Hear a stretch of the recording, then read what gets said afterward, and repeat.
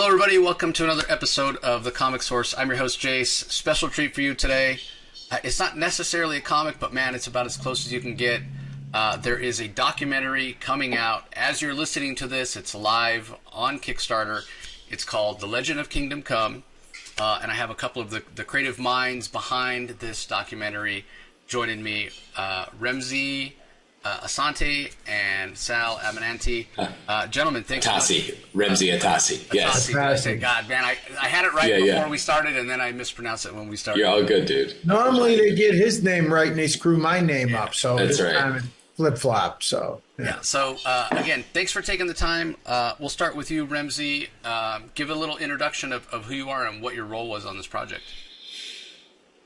Yeah, so I'm a filmmaker based in Chicago, and The Legend of Kingdom Come is a feature documentary about the making of the classic graphic novel from 1996. It's also about Alex Ross as an artist. It's about the history of comics, kind of the things that led up to the creation of the book and the influence of Alex and Kingdom Come in sort of the pop culture of comics. Sal and I started working together. Sal reached out to me to start producing some content for Alex like maybe 8-9 years ago. And when we were doing that, I realized right away that Alex would be an incredible subject for a documentary because his work is so singular. And I knew about comics, but I wasn't like a super fan of comics, and so I kind of discovered comics through Sal and Alex, who kind of became like my window into these, characters that I knew, but then you start learning about the context of the history. And I had read like the big sort of graphic novels, and like I was a fan for sure, but the intricacies of the characters and stuff I wasn't as deep on. And so as I was working more with Alex, I realized I kind of had wanted to do a documentary about Alex, but I could tell that he was really interested. He had a lot to say about this story. And when I read it, I was blown away by just the magnitude of the work, the art, everything that goes into it, and this kind of big story that it was able to tell. And so as I learned more about the context of the book, I became more interested in the story. And so we kind of set off on this path to make the film like 4 or 5 years ago. But really, since maybe after COVID, which kind of slowed us down, we've been sort of in go mode for the past like 3 or 4 years. Yeah, and for you, Sal, Remsy, he's talked about making content, sort of documentary style for Alex's YouTube channel. But specifically for this project, you guys want to do something a little different. Go right to the huge fan base that Alex Ross has and create this singular documentary and have it crowdfunded. So what has been your role beyond just wrangling the cats of getting something like this done? well, I've been working with Alex for over 25 years, and I just felt that we should continue to evolve. We should keep going in a different direction to make things more ambitious and to do more stuff. And the world is changing so fast, and the comic business is changing so fast that we just, Remsy and I kind of felt from the start that that creating content, visual content, video and clips, interviews, showing at shows, things we're doing, projects we're working on, interviews, Alex's process, that's what people want. I look over and I see my kids and I see the younger generations and everything's on their phone and it's faster and on an iPad. So I felt, look, let's keep moving forward. Let's try to do things, look, our singular love is still comics, obviously. That's kind of the reason that I'm here. But I just felt like, let's keep doing cool stuff, which was really what we were after. Just to do stuff and I knew that there was a tremendous backstory behind Kingdom Come because I was there from the start. And I knew there was a lot of, because I would tell people stories and talk to the fans at shows because I've been doing cons for a million years. And every time I would tell people backstories of Kingdom Come, they were fascinated by it. They thought it was cool. It's kind of behind the music. So I thought, hey, maybe there is something there for a documentary. Yeah, well, I think it's one of those evergreen stories. Certainly DC thinks so. It's always in print, right? And it has so much to say about, maybe more relevant now than when Mark Waid, the writer, and Alex, obviously the artist, created it, you know, talking about hope for a better world and trying to come together instead of all the divisiveness. And, you know, those are kind of universal messages that have always applied, but maybe no more so than now. So I can see why it would resonate. And again, I think it has stood the test of time. And I think, you know, Alex realizes that, and Mark realizes that, and I'm sure they have a lot to say about this project. When I saw Mark Waid at San Diego Comic-Con this last year, he brought this up to me. He brought the documentary up to me, and I said, "Yeah, I'm going to be interviewing." Mark has been great. He was tremendously receptive Absolutely. and on board from the start. So I can't thank him enough. Yeah, and he's there, right, Remsy? He's in the documentary. He's going to be talking about the process and the creation of the story, right? Can you talk a little bit about that? Absolutely, yeah. So Mark and Alex are kind of the key interviews. Mark has been he was a huge Mark and Alex were the guys that we got first. We knew obviously they're the key creative, you know, forces. And I think even Mark, to a degree, I think he maybe sometimes even sells himself short on the book, where it's like, yeah, he knows he's had a lot of influence, but he's always, you know, he's like shines a light on Alex. But I think that there's no doubt that there's synergy together, and I think they're like. Their understanding, their kind of mutual understanding of the Justice League and Superman and the histories of these characters, like we really do try to tell that story, which I think even for maybe a little bit of a more general audience, and Mark was really game for that. I mean, he's been helpful with the promotion and stuff, but it's like being able to, for us, we want to reach the fans, of course, and that's what it's really, who it's made for. And we've done a lot of really cool stuff for them, where it's like we've fully realized some sections from the book, and we've taken, you know, scanned thousands of sketches and images, all the stuff that Sal had kind of kicking in the warehouse, and we've created them in these kind of fully realized 3D sort of scenes and animations showing his process. And so it's for the fans, but also we try to contextualize the book in the history of comics for people. So for a more general audience, I think it's a really cool way that you could kind of see, you know, you could see what they were doing and why it was important. And if you're a comic fan, like Alex's household name and Kingdom Come is a household name. But, you know, if you're not a huge fan of comics, I think that there's people out there who we could, you know, show it to them. And when the cool thing is, it doesn't take long to get it, because it's like you see the art and it's clear that he's on another level. Yeah, I think and again, the story is so universal, it's going to speak to somebody. It'd be fantastic if somebody discovers comics through this documentary. But I want to go back to something that you said, Sal, about, you know, doing this for the fans. And you've had successful Kickstarters with your, you know, Atomica, God is Red property before, Sal. But to do this on Kickstarter, as opposed to, you know, I mean, Alex, let's face it, Alex could have taken this to any number of outlets and people are going to, you know, they would have said yes. But for the fans, but also the fans get to feel like they're part of it, they're bringing it to life. Was that the reason that you went the Kickstarter route? Yeah, no, that's it. Exactly. I mean, you know, to your point of we could have taken it anywhere we wanted, but then it's not the same thing. Then you have to kind of get filtered through what they want you to do and what they want you to say, who's going to be in it, who's not going to be in it. And that's not what we wanted to do. Remsy's an independent filmmaker and I'm an independent artist. So we kind of have that thread working together, that it's like, we wanted to do our own thing. And that's what we loved about crowdfunding, is that you can reach that independent audience that's there, that's what they want. They want that one-on-one, that direct relationship with the creator. And that's what was inspiring when I saw what Brian Pulido was doing and what Jimmy Palmiotti was doing and what Todd McFarlane were doing, was that they know their base. They know their fan base. And to make a successful film, at least to be received, I mean, you have to know who your audience is, first of all, and then how to get it to them. Well, if we don't know who our audience is, we're in trouble, because we've been doing this for, you know, a million years, and we know Alex's audience. But it was important for us to not have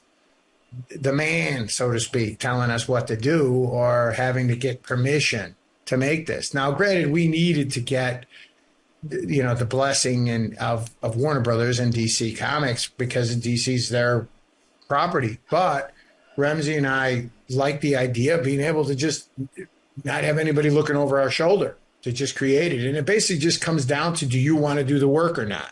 Or are you waiting for a knock at the door for somebody to give you permission to make, whether it's a comic, whether it's an independent film, it all comes down to, are you willing to roll up your sleeves and put the sweat into it? And Remsy knew that because he's an independent filmmaker. He knows what it is to make independent films. I know what it is to make independent comics, which is not the same thing, but it's the same spirit of just get off your ass and do it, basically.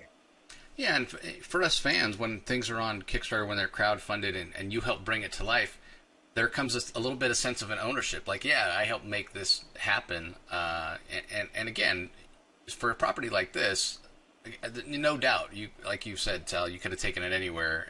We didn't want to rely on that, though. Sometimes people would think, oh, it's Alex Ross, of course it's going to succeed. Well, if you rely on that, then you're kind of shortchanging the fan base, and you're shortchanging your ambitious approach. We approached it as if it was an independent film. Mm-hmm. We knew we had the built-in audience, but you can't really rely on that because, the comic business is crazy. There's something when you swear they're going to be successful and they aren't. And then there are other things that, you're like, wow, where'd that come from? Mm-hmm. So we just approached this as, let's make a good film. And I really believe, the fan base is going to love this. And even if you're not a fan of comics, you can watch it and it's still entertaining as hell. And, Remsy made a great film. Well, something you mentioned earlier, Sal, about you're at the Alex Ross booth, San Diego, New York, or what have you, and people coming up, and this is a story that always comes up, and you're giving them some behind the scenes stories. Obviously they're interested. So when you were putting this together, Remsy, getting some behind the scenes stories from Mark and Alex, a little bit of inside baseball, was that like really just enjoyable? And not only that, but a sense of gratification. Hey, we're documenting this for all time. These, this behind the scenes info that maybe people haven't heard before, but here it's going to be, and it's going to be there for, generations to come. Absolutely. I mean, I think that was, looking at it as a filmmaker, that was kind of what I was really excited about. I think going into detail on a story like this, where there's so much that goes into it, and all the folks who are working on it, but then also, like in our interview subjects, there's over 30 interviews that are just in the film, and that's creators, big creators at the time, people who were peers, people who worked on the project, people who were models for the project, and showing Alex's process. Like, we have literally sketches, thumbnails to sketches to reference photos to the final art. And then we're bringing that, showing you that whole process and bringing it to life for a lot of the cool pieces, key pieces from the book. So, I think fans are going to be really excited because a lot of this stuff they will have never seen before. And from the standpoint of the kind of inside baseball, I think the 90s were a really interesting time in comics. There was a lot going on, and that's not a story everybody knows. I mean, if you were there, you were there. But a lot of people, I think you got to remember now, people come to these characters through pop culture, through films and things like that. Like, that's probably the main access point. So a lot of these stories are, I think they're just like ripe to be told. Yeah, 100%.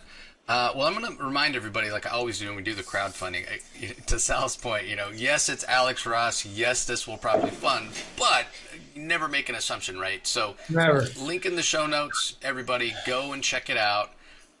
Back it if you can, but also times are tough. Like, we get it. Some people, maybe you would love to, check this out. You just don't have the means right now. The other way you can help out Remsy and Sal and the whole team, amazing team that puts this together, is to share it on social media, right? Let people know, hey, there's a Kingdom Come documentary coming. It's got a Kickstarter, what have you. Mention at your local comic shop. Let's spread the word so everybody that wants to be able to check it out is aware of it. I mean, you can't back it if you're not aware of it. So share it, get the word out. That'll really help these guys and make sure that it reaches its funding goal. So again, link in the show notes to go and check it out. So in terms of some tiers, I mean, interest of full disclosure, everybody, we're recording this before it goes live, so you may not be able to say, but can you tease, or if you know any of the rewards that are going to be available besides just the documentary, or is this just going to be the film? The usual stuff, and then more. We really look, at the end of the day, Remsy and I agreed we really want people to get the film.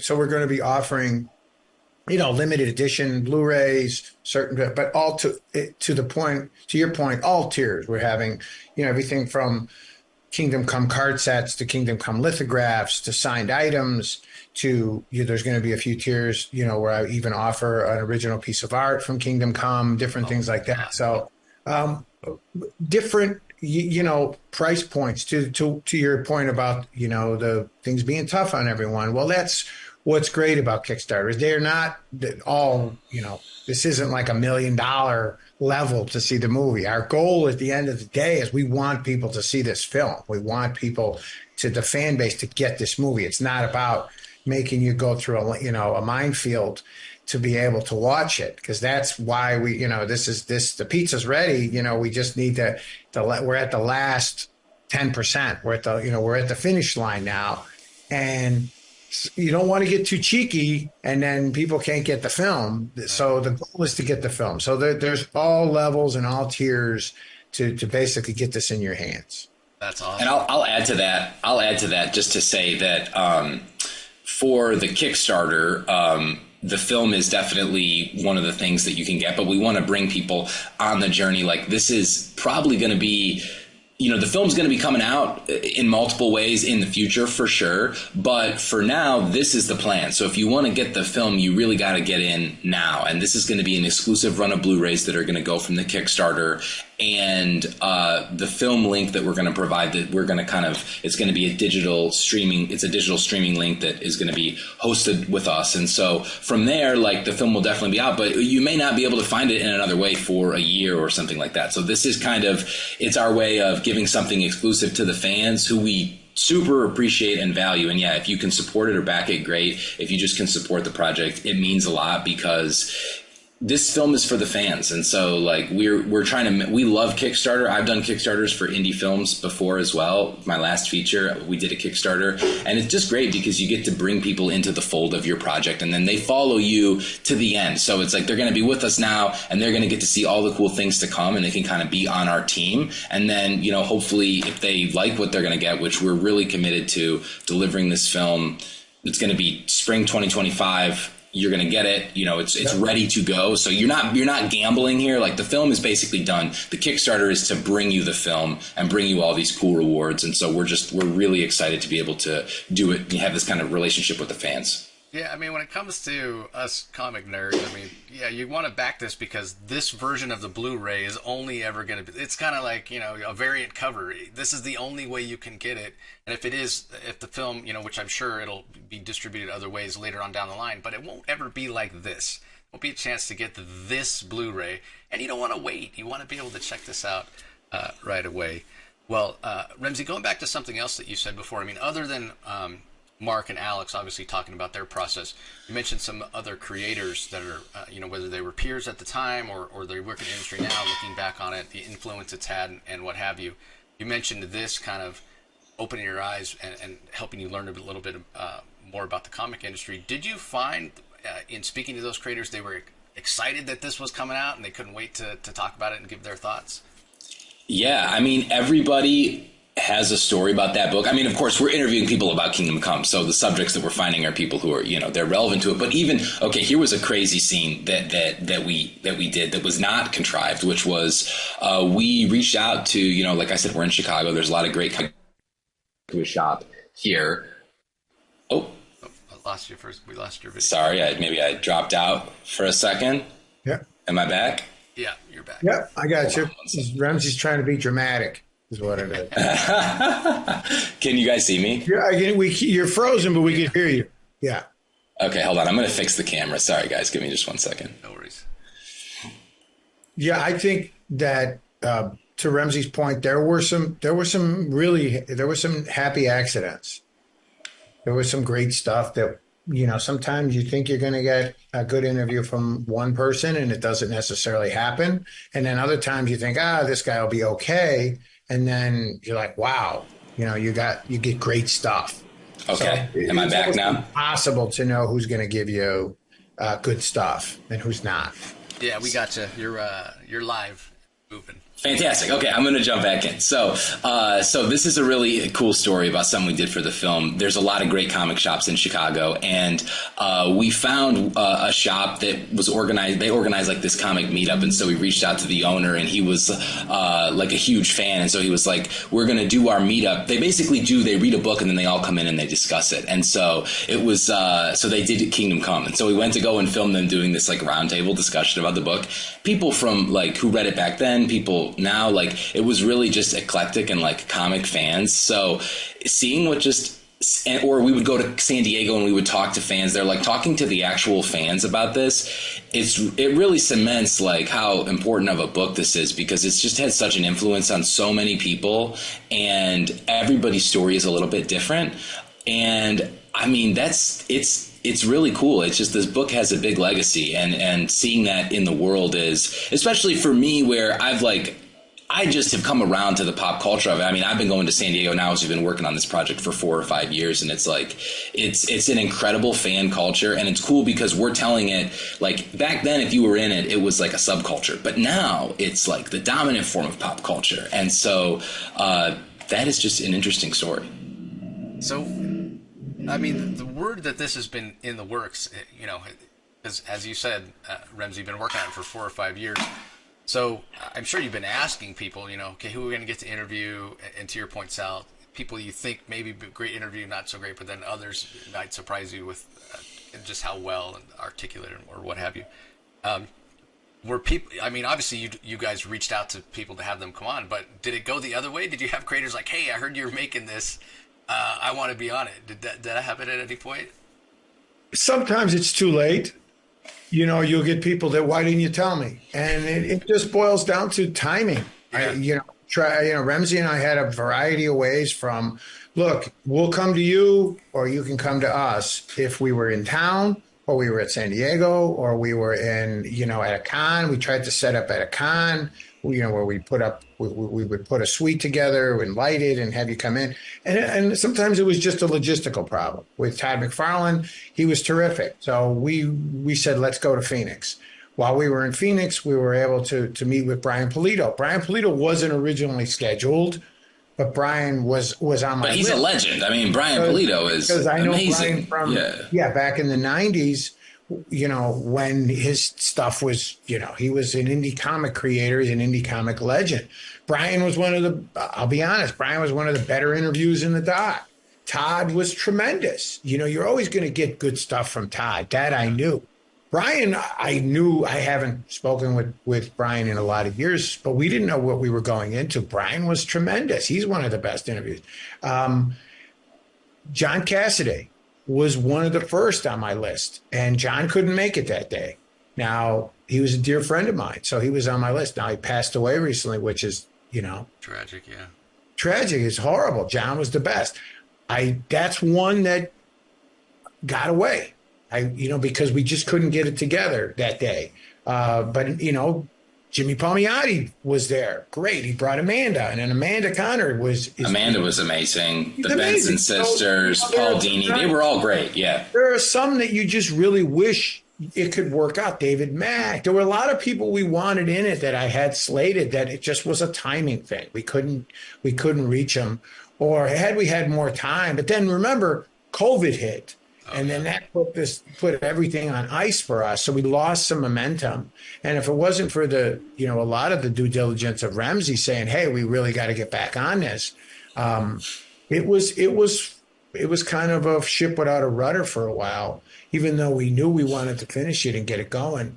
John Suntress was a great interview. I think at the end of the day, opinions were important. If people had opinions about where they were, what effect it was on them, how the book, and we wanted people who were passionate about comics. We wanted people who really felt strongly about it, one way or another. Now, we weren't after drama. We weren't like, hey, let's find somebody that really hates Kingdom Come so we can have conflict. It's like, this wasn't about that. This was not that. There were a lot of names I would have loved to have had, but it just unfortunately didn't work out. Yeah, I mean, you can't have everybody. Again, Can't have everybody. Everybody's read Kingdom Come, and you gotta at some point. It's kind of like, as you know, as an artist yourself, Sal. You could keep working on a piece forever. At some point, you got to say, okay, it's finished. I got to stop noodling. Well, and Key. the problem too is that a lot of people don't take you seriously. You know, they think, yeah, okay, you're making a film. Unfortunately, whether you're an indie comic or an indie filmmaker, 9 out of 10 never get off. Rightfully so. Yeah, rightfully so. People don't take you seriously. 9 out of 10 are just flights of fancy. They're like a hobby. I mean, when you hear it, there's a lot of cry wolf with documentaries, unfortunately, where people hear, I'm having a doc, and then you ask them, when's it coming out? And you don't know if it's ever going to see the light. So hopefully with this, people will have the buyer's remorse and go, shit, I should have answered Sal's email. Well, yeah, they'll have to show up for the next one. Because look, at the end of the day, it's just same with crowdfunding and Kickstarter. What people don't realize is 90% of Kickstarter is order fulfillment. If you don't deliver on it, and you know, people put their trust in you, because when you say, hey, we got something we want you to see, will you put your hand in your pocket and support us? They don't want to hear your problems, man. They don't want to know about why it's not there. They don't want hey, the dog ate my homework, or my girlfriend walked out on me. They don't care. They just want to know, hey, I supported you. I trusted you. Where is my Blu-ray? And Sal's a great partner, because that's his specialty in many ways, and his Kickstarter of the Tamaka. You're not going to get a second chance. Yeah, great product delivery. Yeah, you're not going to get a second chance, and rightfully. And Kickstarter has had a lot of problems with that over the years, and they've been very, very strict with it. So that's a huge part of it. When people come to me and say, hey, ask my advice about Kickstarter, first thing I say is order fulfillment. Yep. How you delivering your product. And when sometimes they'll look at you like, what? And I'm like, it's not, unfortunately, it's not always about, well, it's about my dog. No, they don't care. They want to know, when am I getting my Blu-ray? Yep. Is what they want to know. Yeah, you got to work backwards, make sure you got to go, this is when it's coming out. And that's why we were, Remsy and I said, look, we're not going to come out and bang the drum with this and offer it until we know the film is ready to be delivered, and it's ready to be delivered. We just need to get over the finish line. Well, to the point about some of these interviews being fantastic because people are passionate about it, I think that goes back to something you said, Remsy, about some of the best interviews being the fans, right? Whether they've read it back then or whether they've discovered it recently, especially if you're doing it as a book club, like you mentioned. Yeah, there's something about the story that is certainly something about Alex's art that brings out like a passion and an excitement. These are legendary figures, Superman, Batman, Wonder Woman, Green Lantern, and to see them on the page the way Alex renders them as these kind of modern day myths, these modern day mythological gods, 100%. It just has such an impact. So I think it engenders that kind of passion, wouldn't you say? 100% agree. I think it's the way that he draws the characters, and I also think that it is the storytelling where it's this kind of epic story that it feels still really relevant today. Like you had said earlier, where it was like you can draw a lot of stuff out of it. Like actually the book, when you talk about it as a reference point in the 90s, like it's actually a direct reference in some ways. Like they were trying to make a statement, but they did it in such it's so artistic as a complete work that I think now you don't have to have any knowledge of that whatsoever to appreciate it. It really does kind of stand the test of time in that way. And seeing the characters and the choices in the history, and then also like where again, I see it as a continuation. Like it's like there's a line where you can trace this stuff out, and that's all because of the fans. Like the people who are making this stuff, they typically are fans. The creators who have had a really big influence on the pop culture, and so they're talking. That they are like this is a book that they reference. This is a book that they talk about, and that is cool. But if you're just reading it as a fan, I think it's like these characters, like people get that. Everyone knows Superman. Everyone knows Batman. Yeah, and it is a fantastic story. Anybody out there, any comic fan or burgeoning comic fan, if you haven't read this, I have a little bit of envy that you get to go and experience it for the first time because you know what I mean. Like when you read this thing for the first time, it really kind of blows you away. I was going to say blow your hair back, but I don't have any hair. But it's really impactful. Everybody, it is amazing. So. Thank you so much for your time, gentlemen. Again, link in the show notes, everybody. Thanks for having us. Yeah, my Thank pleasure. So link in the show notes. Go and check it out. Just take a couple minutes. Go and check it out. I think it's really worth your time. But as we're winding down here, I'm going to throw it over to you guys one last time. We'll start with you, Sal. Anything else that you want our audience to know? It's a great film. You're gonna love it. It's for the fans. It's for the anybody. It's a cool story. It's a behind the scenes from soup to nuts. We've worked very, very hard on it, and Remsy's really. You won't be disappointed. Remsy's put together a great film. What about you, Remsy? Any last thoughts? Yeah. If you like, I mean, Kingdom Come, if you're a fan of Alex's work, if you're a comic fan, if you are interested in pop culture and these characters, you're going to get something out of this and enjoy it. And this is for the fans, but also you don't have to be an absolute deep fan to get it. So we tried to make something kind of a little bit for everybody, and we're extremely grateful for everybody's support and helping us get the word out there for this film. Yeah. Fantastic. Well, one last thing, Alex, as big as a name as he is and as impactful and so influential in the industry, he does really care about his fans. And you guys over there at the company, Sal, do a fantastic job of engaging with the fans and offering things and what have you. But for anybody who's not aware, where's the best place to go? You guys have like a newsletter or some place where you can keep up to date on, I know you guys are constantly doing limited edition things and what have you. Where's the best place to keep up to date with what Alex has going on? AlexRussArt.com, or we're on Twitter, we're on Instagram, and also the doc has. Yeah, if you want to follow the film, the story of the film, and that, we have a newsletter for the film as well that is legendofkingdomcome.com. There's also the link to the Kickstarter and all that. You can find information about the film and check everything out on that site. Fantastic. Well, I'll put links to both of the websites in the show notes, everybody. So if you're, and some of the social media. So if you're having trouble finding it, just go to the show notes and you'll be able to find it there, as well as I said, as the link to the Kickstarter. So. Well, best of luck, gentlemen, with the Kickstarter. Hope it does gangbusters, and maybe this could lead to, another Kickstarter for Alex or something else down the line. We'll see. All right, thank you for having us. It's been a pleasure. Really appreciate it. And to everybody out there in the audience, we want to express our gratitude for you showing up as well, whether you're listening on the audio-only feed or checking us out on YouTube. We appreciate it. Thanks for the support as always, and we'll talk to you next time.